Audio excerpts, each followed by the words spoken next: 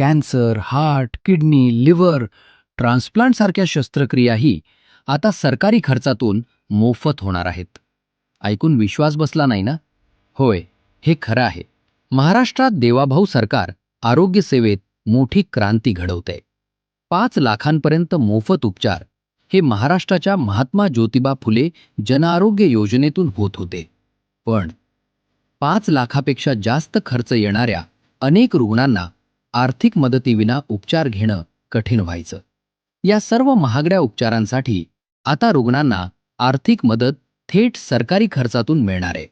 मोदी सरकारच्या आयुष्मान आणि महाराष्ट्राच्या जनारोग्य योजनेचं एकत्रीकरण करून आता 5 लाखांपेक्षा जास्त खर्च असलेल्या उपचारांनाही मदत मिळणार आहे.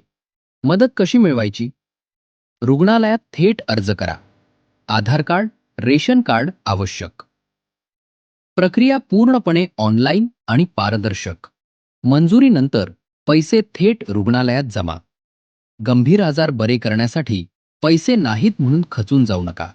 कारण देवाभाऊ सरकार तुमच्या पाठीशी खंबीर उभा आहे.